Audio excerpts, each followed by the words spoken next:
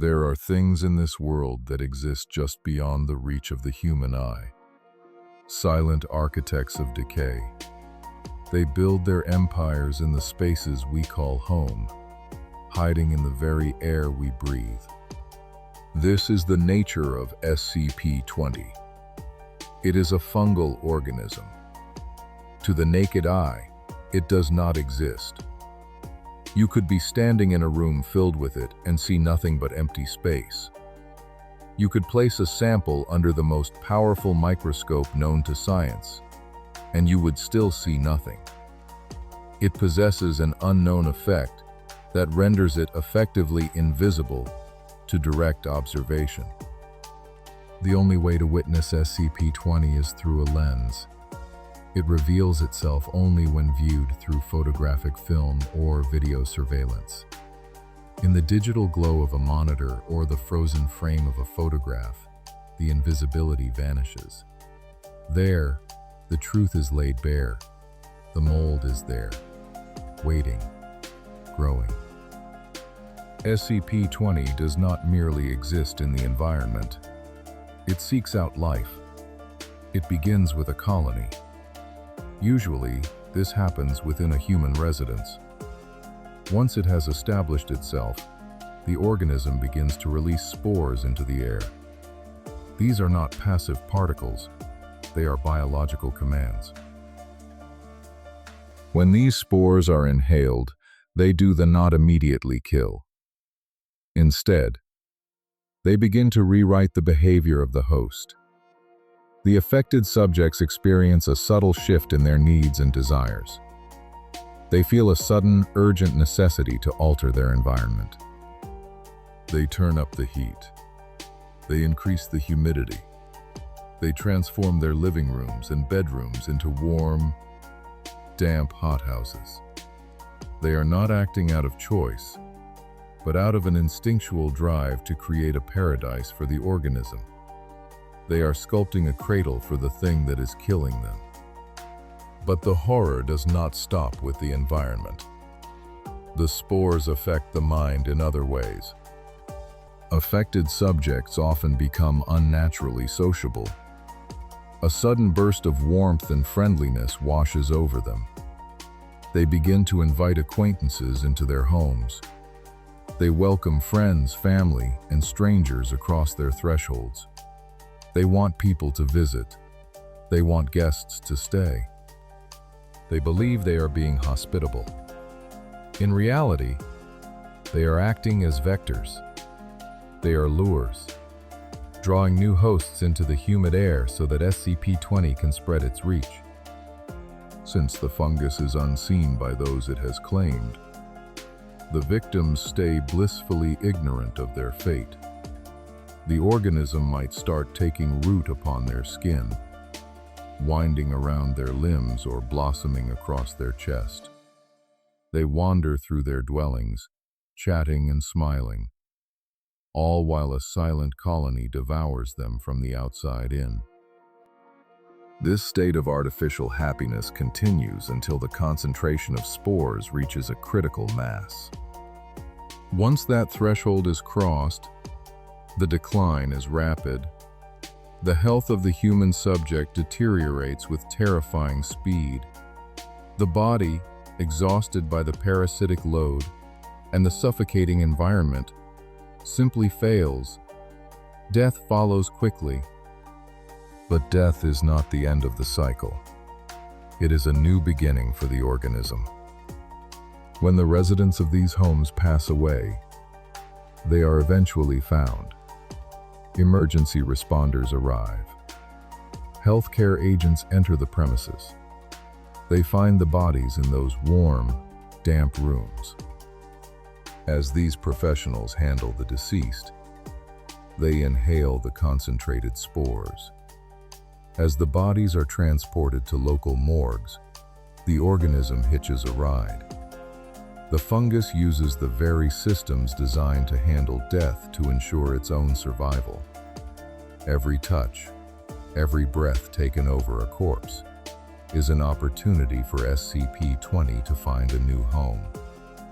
The world first learned of this threat in a town whose name has been stricken from the records. It began with a subtle observation. An undercover agent noted something strange at the local hospital.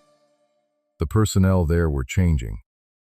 Their personalities had shifted dramatically. There was an odd, cloying atmosphere of hospitality and warmth that felt in a clinical setting.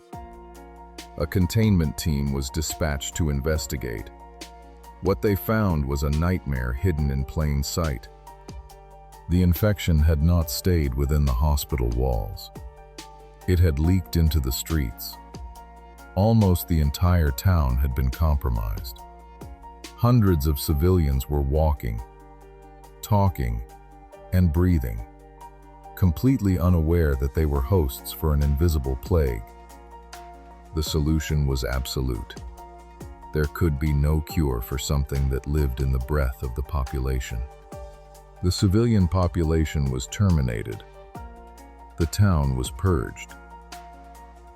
To hide the scale of the atrocity from the public, the operation was carried out under the cover of a local flash forest fire. The flames consumed everything. The houses, the hospital, and the people were all reduced to ash. It was the only way to ensure that not a single spore escaped into the wind.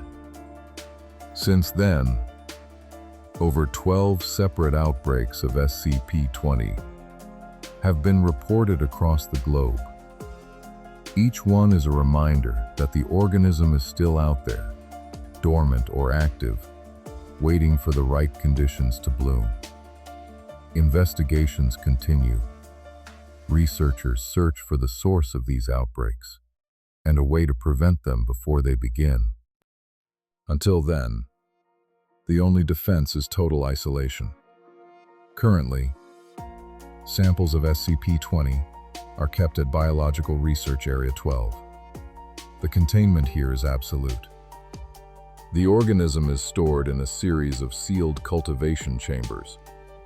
These chambers sit inside a larger, sealed containment room. There is no one-way door. Access is granted only through a strict airlock system. Human interaction with the samples is forbidden.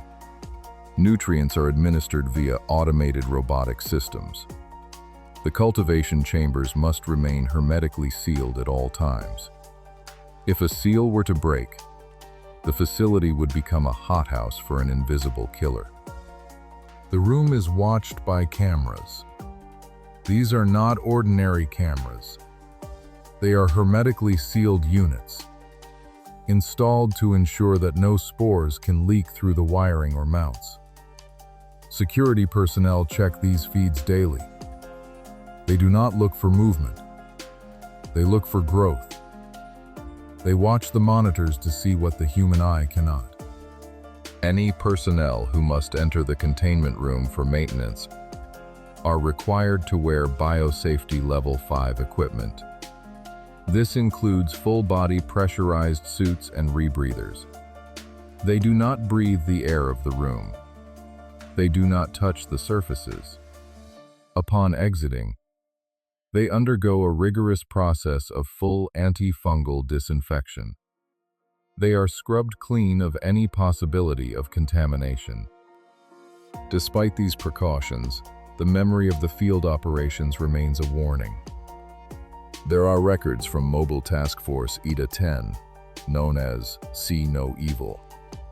Their mission recorders capture the tension of the initial containment efforts. The audio begins with the sound of tactical movement. Team 2 is moving toward a target identified only as the Red House. They move in silence, their boots crunching on the ground. Above them, a UAV provides the only reliable vision. The drone's thermal sensors pick up one heat signature inside the building. One person. The team takes their positions. They are ready to breach.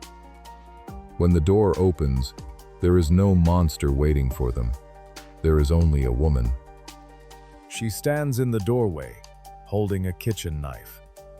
To the men of ETA-10, she looks like a frightened civilian. But through the lens of the mission recorder, the image is different. The video surveillance shows that nearly 2/3 of her face is gone. In its place is a thick, undulating mass of mold growths. The fungus has claimed her skin, her cheeks, and her jaw. Her voice is soft. It is inviting. She asks them if they would care to take a breather inside. She tells them not to be silly. She begs them to come in and stay a while.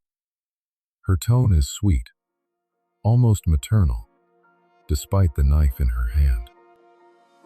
The team lead screams for her to get on the ground. He demands she drop the weapon. But the woman does not hear him as a threat. The spores have rewritten her mind. She does not see soldiers. She sees guests. She believes she is performing an act of kindness. She pleads with them, telling them that they just want to have some guests.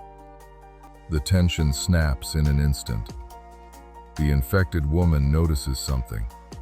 She sees T-24 carrying a primed incendiary weapon. The fungus within her recognizes the fire as the ultimate threat. In a sudden, violent motion, she lunges forward. She attacks the team with the knife. The recording ends in chaos. There is the sound of gunfire. There is screaming. The woman was silenced, but the organism she carried remains.